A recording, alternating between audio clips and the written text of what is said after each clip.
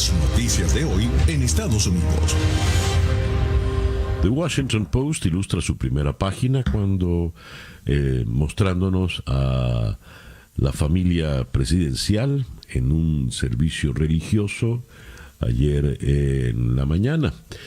En la leyenda que acompaña esta foto nos dice la naturaleza de la crisis que enfrenta el presidente Biden es fuerte. Una crisis de salud que fue creciendo como una bola de nieve y se convirtió en una crisis económica y hay que contenerla antes de que se convierta también en una crisis social.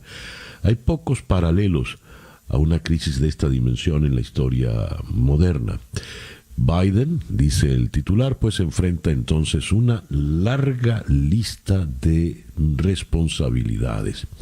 Cuando vamos a la primera página de The New York Times, que se ilustra con una larguísima fila en Paterson, New Jersey, donde se está ofreciendo vacunación gratis, sin previa cita, y la gente, nos cuentan acá, hizo filas desde las 2:30 de la madrugada. Biden anuncia un esfuerzo nacional para contrarrestar el virus y toma las primeras medidas. Leo el reporte del despacho de Associated Press. Por medio de una serie de órdenes ejecutivas, el presidente Joe Biden dejó en claro que el combate de la nación contra el COVID se encuentra bajo nueva administración y que exigirá progreso para reducir los contagios y poner fin al asedio que los estadounidenses han soportado por cerca de un año. Al mismo tiempo, intentó contener las expectativas en su segundo día en la Casa Blanca, diciendo que, a pesar de tener las mejores intenciones, vamos a enfrentar contratiempos. Con las 10 órdenes firmadas por Biden, se pretende dar inicio a una estrategia nacional contra el COVID-19, a través de un aumento en la vacunación y en la realización de pruebas diagnósticas, creando las bases para la reapertura de escuelas y negocios. También incrementa el uso de mascarillas, incluyendo la obligación de usarla durante los viajes. Una directriz aborda la inequidad en cuanto a atención médica para comunidades minoritarias asoladas por el virus. Dijo Biden: no caímos en este desastre de la noche a la mañana y tomará meses cambiar la situación. Dice el presidente que ya se han rebasado las 400,000 muertes y hay estimaciones que dicen que podría llegarse a 500,000 en un mes. Pero viendo a cámara, así siendo muy enfático, el presidente dijo: a una nación que espera se tomen medidas, permítanme dejar algo claro. La ayuda va en camino. Help is on the way. Dice acá, por otra parte, incorporó al señor Anthony Fauci en el equipo, y ese es curiosísimo. Quiero mostrarles la foto porque está sonriente absolutamente Fauci, y contrastar las caras de Fauci cuando comparecía ante los periodistas en la Casa Blanca en los tiempos de Trump, que se tapaba el rostro, hacía gestos, pues ahora es un hombre sonriente el que está allí, y dice: sí, es liberador poder hablar solo de ciencia y tener el respaldo de la Casa Blanca.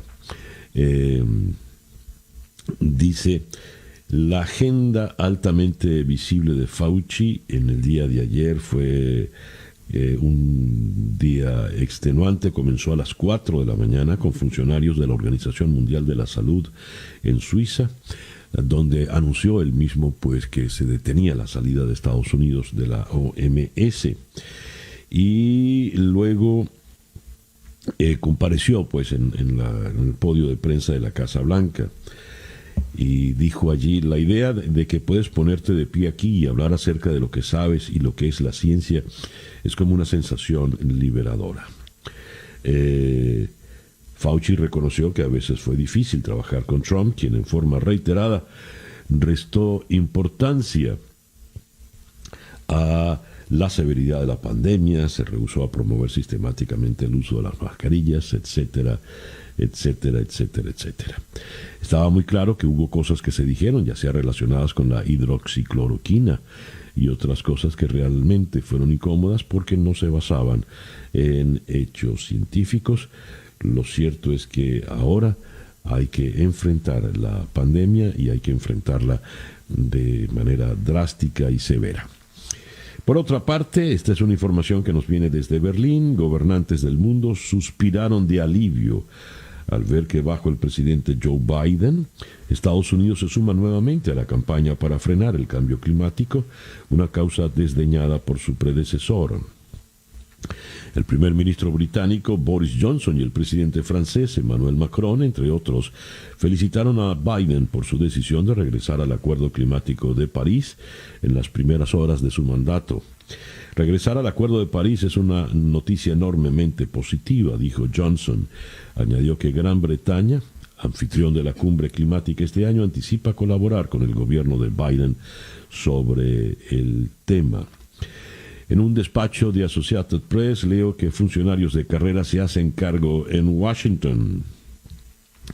Como si fueran 8,000 trapecistas en el aire, los gobiernos saliente y entrante intercambiaron la jefatura de los organismos del gobierno federal cuando Joe Biden prestaba juramento como 46º presidente de los Estados Unidos. Biden anunció a decenas de funcionarios de carrera que se harán cargo de los organismos federales mientras el Senado confirma sus nombramientos. Y ayer ya se aceleró este proceso. Amazon ofrece ayuda a Biden para distribuir vacunas en los Estados Unidos.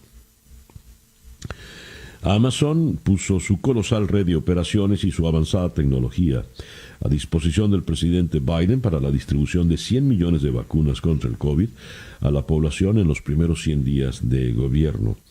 Estamos preparados para aprovechar nuestras operaciones, tecnología de la información y capacidades y pericia en comunicaciones para ayudar en los esfuerzos de su gobierno para la vacunación. Y hablando de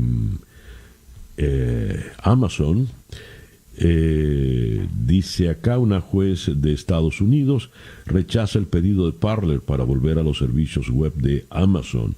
La jueza federal Barbara Jacobs Rothstein rechazó el pedido de la red social Parler, muy usada por los partidarios de Donald Trump, que habría obligado a Amazon a darle acceso a sus servidores y volver a estar en línea por no poder demostrar la necesidad de una orden de emergencia, de acuerdo con AFP.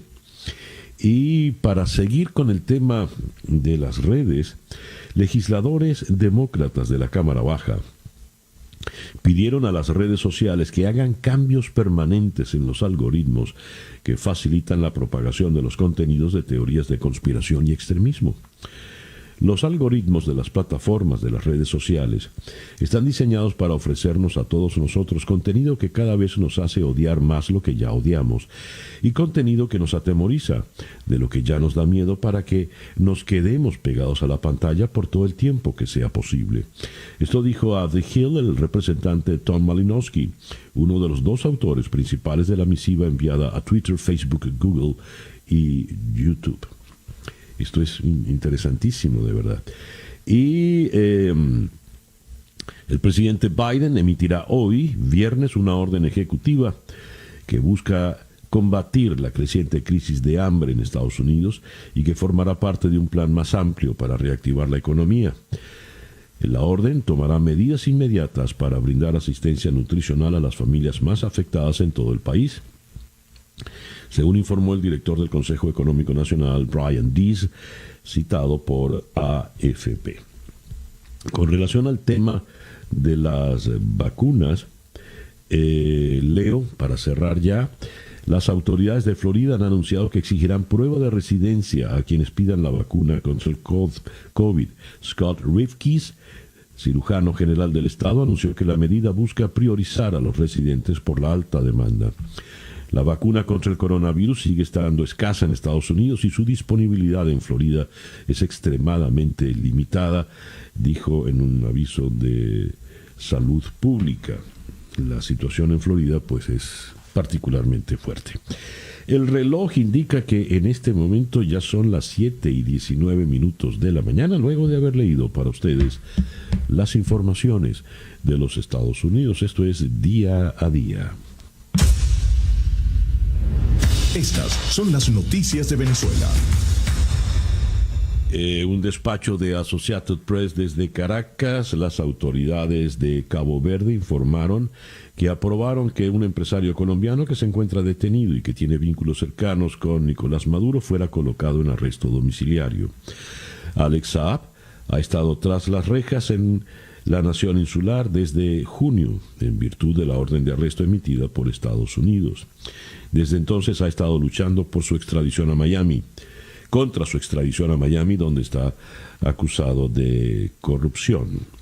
Los fiscales de Cabo Verde dijeron en un comunicado que la decisión del arresto domiciliario se basaba en parte en el hecho de que Saab ha estado detenido provisionalmente más tiempo del permitido. Las autoridades dijeron que el proceso de extradición continuará hasta que se tome una decisión final. El equipo jurídico de Saab dijo que la decisión del arresto domiciliario se presentó con retraso y que los 7 meses que ha pasado en prisión bajo unas condiciones infrahumanas, pobrecito, han exacerbado problemas de salud del testaferro de Nicolás Maduro. FAES mata a masacre de delincuente buscado por secuestro y robo. Cuando uno lee una noticia de este tenor, la gente dirá, caramba, ¿cómo es la vida en Venezuela? Esto lo leo en El Pitazo. Un delincuente apodado Masacre fue asesinado durante un enfrentamiento armado que sostuvieron miembros de su banda con funcionarios de la FAES el pasado 20 en la parroquia El Valle, en el oeste de Caracas. El antisocial lideraba una agrupación delictiva cuyo centro de operaciones se ubicaba en los valles del Tuy, en el centro del país. Estaba solicitado por los delitos de secuestro, robo y hurto. Conviasa reactiva la ruta Caracas-Santo Domingo a partir del 1 de febrero. El viceministro de Transporte Aéreo y presidente de la aerolínea, Ramón Velázquez Araguayán, informó que ya se encuentra disponible en la página web la opción para las compras de boletos para esta ruta, que tendrá una frecuencia de 2 vuelos semanales. El presidente del partido Un Nuevo Tiempo en el estado Mérida, Alexis Paparoni, se reunió con productores de los diferentes estados del país para coordinar acciones en busca de una solución al declive del sector alimentario en Venezuela. Paparoni estima que la producción agroalimentaria llegue apenas al 15% en este año. Para mañana 23 de enero está previsto que los productores le soliciten apoyo a los países defensores de la democracia para que accionen y cooperen en la búsqueda de una solución a la crisis que agobia a los venezolanos. El Parlamento Europeo sigue reconociendo a Guaidó como presidente de Venezuela, aunque los socialistas le retiraron el apoyo, lo leo en Al Navío. El Parlamento Europeo seguirá reconociendo a Juan Guaidó como presidente interino de Venezuela y a la Asamblea Nacional del 2015 como único parlamento legítimo del país. La mala noticia es que la Eurocámara pierde el consenso que mantenían los 3 grandes grupos políticos. Los socialistas, a diferencia de populares y liberales, ya no reconocen a Juan Guaidó. Y tenemos acá la primera página del diario El Nacional, donde el gran titular dice: cámaras inmobiliarias en alerta por ocupación ilegal de edificios. Marco Azuaje, presidente de la Cámara Inmobiliaria del Estado Lara, recordó que a principios de mes la diputada Iris Varela propuso confiscar las viviendas de los venezolanos que residen en el extranjero. Ningún legislador debería amenazar con quitarle los bienes a los ciudadanos que se han ido del país, dijo Azuaje. Solicitó a las autoridades evitar alentar irregularidades y cumplir con su obligación constitucional de respetar la propiedad. En Caracas y en otras ciudades del país se han venido produciendo intentos de ocupación ilegal que han sido impedidos por los vecinos.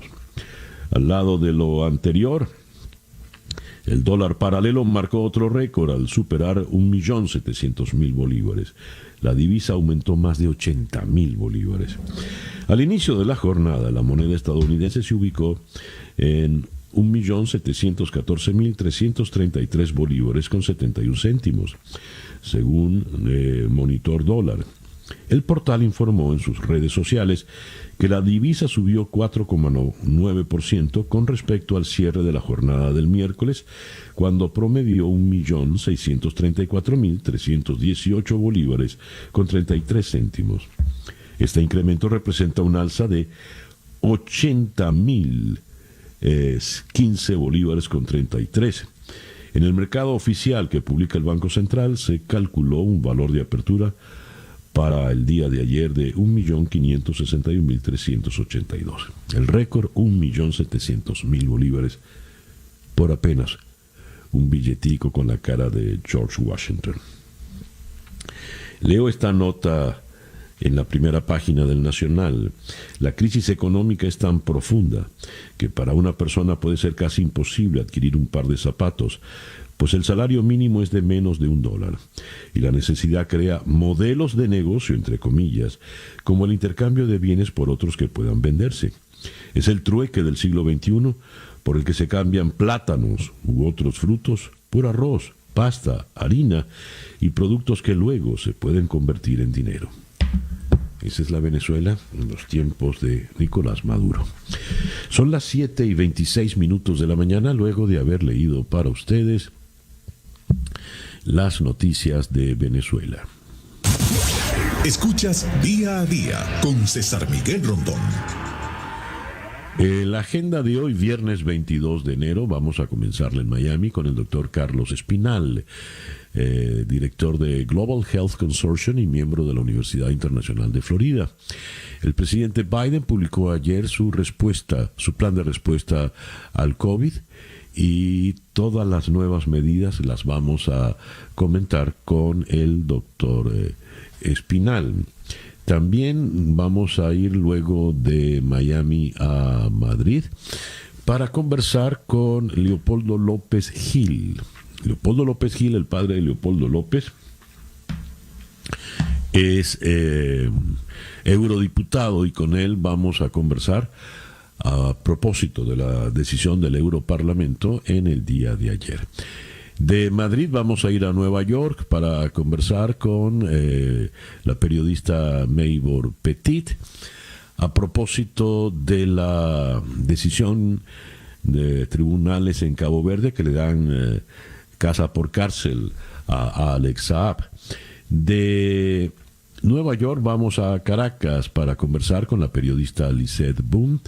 La Fiscalía de Suiza identificó cuentas bancarias que contienen más de 10.000 millones de dólares que sospechan provienen de fondos públicos malversados en Venezuela, todos ellos vinculados a la gente de Nicolás Maduro. Ese es un tema importantísimo que conversaremos con Lisette. Y vamos a cerrar en la ciudad de Managua con el corresponsal de la agencia EFE en Nicaragua, Luis Felipe Palacios.